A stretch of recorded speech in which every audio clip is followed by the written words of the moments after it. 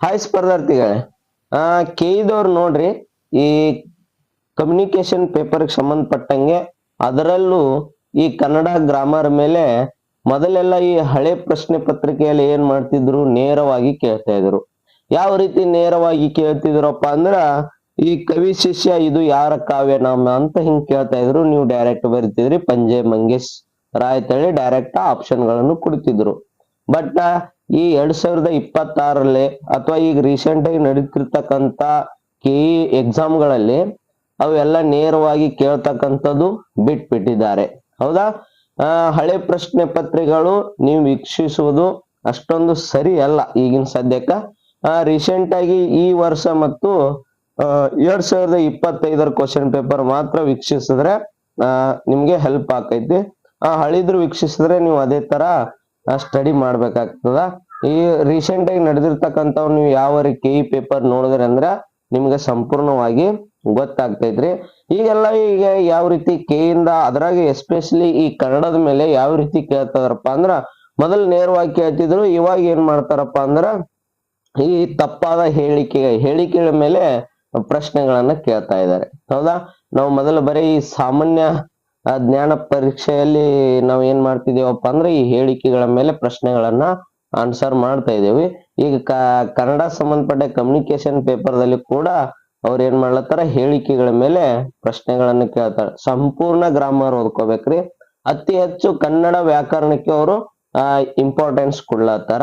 ಆ ಕವಿ ಈ ಕವಿ ಅದೆಲ್ಲ ಸ್ವಲ್ಪ ಎಲ್ಲರ 2-3 ಅತಿ ಹೆಚ್ಚು ಗ್ರಾಮರ್ಗಳ ಮೇಲೆ ತಪ್ಪಾದ ಹೇಳಿಕೆಗಳನ್ನು ಗುರುತಿಸಿ ಅಥವಾ ಸರಿಯಾದ ಹೇಳಿಕೆ ಯಾವುದು, ಅಥವಾ ಮ್ಯಾಗ ಒಂದು ಅವರೇ ಸೆಂಟೆನ್ಸ್ ಪೂರ್ತಿ ಕೊಟ್ಟು ಅದು ಯಾವುದಕ್ಕೆ ಸಂಬಂಧಪಟ್ಟಿದೆ, ಈ ರೀತಿ ಎಲ್ಲ ಪ್ರಶ್ನೆಗಳನ್ನ ಅವರು ಕೇಳ್ತಾ ಇದ್ದಾರೆ.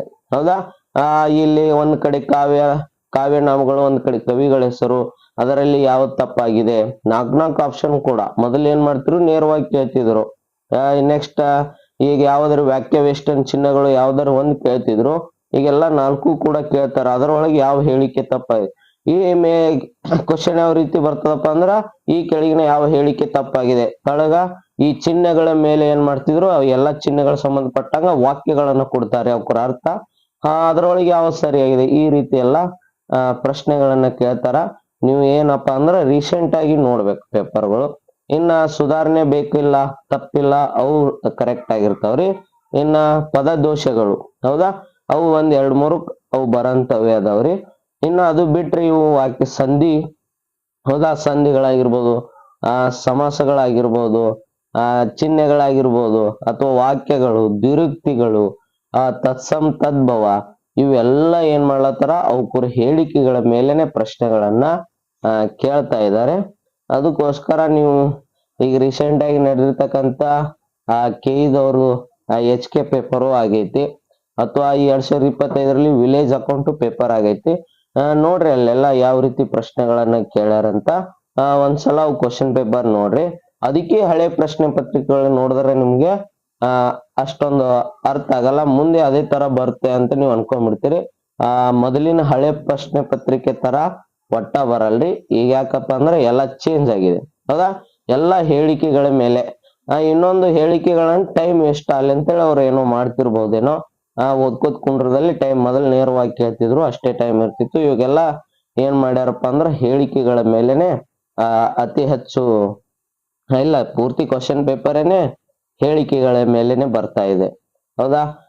ನೀವು ಕನ್ನಡದಲ್ಲಿ ಏನೇನು ಓದ್ಕೋಬೇಕಪ್ಪ ಅಂದ್ರೆ ವ್ಯಾಕರಣಗಳು ಸಂಪೂರ್ಣವಾಗಿ ಓದ್ಕೋಬೇಕು. ಹೌದಾ?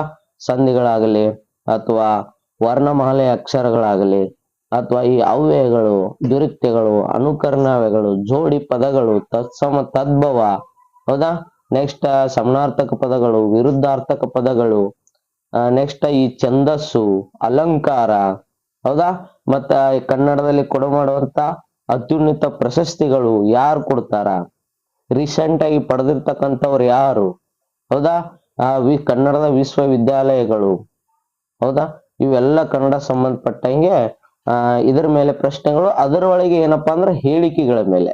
ಹೌದಾ? 35 ಮಾರ್ಕ್ಸ್ ನಲ್ಲಿ ಅವರು ಆಲ್ಮೋಸ್ಟ್ ಆಲ್ 30 ಮಾರ್ಕ್ಸ್ ಏನಪ್ಪಾ ಅಂದ್ರ ಪೂರ್ತಿ ಕನ್ನಡ ವ್ಯಾಕರಣ ಮೇಲೆನೆ ಪ್ರಶ್ನೆಗಳನ್ನ ಕೇಳ್ತಾರ. ನೋಡ್ಕೋರಿ. ಈಗಾಗಲೇ HK ಕನ್ನಡ ಪೇಪರ್ ಅಥವಾ ಈ ಸಾಮಾನ್ಯ ಕನ್ನಡ ಕಮ್ಯುನಿಕೇಶನ್ ಪೇಪರ್ದಲ್ಲಿ ಕ್ವಶನ್ ಪೇಪರ್ ಯಾವ ರೀತಿ ಎಲ್ಲ ಕೇಳಿದ್ದಾರೆ ನೋಡ್ಕೋರಿ. ನಮ್ಮ ಚಾನೆಲ್ ಕೂಡ ಒಂದು ಈ ಕಮ್ಯುನಿಕೇಶನ್ ಪೇಪರ್ ಸಂಬಂಧಪಟ್ಟಂಗೆ ಒಂದು ಕನ್ನಡದ ವಿಡಿಯೋ ಹಾಕ್ತಿವಿ, ಅದನ್ನು ನೋಡ್ಕೊಳ್ಳಿ. ಧನ್ಯವಾದಗಳು.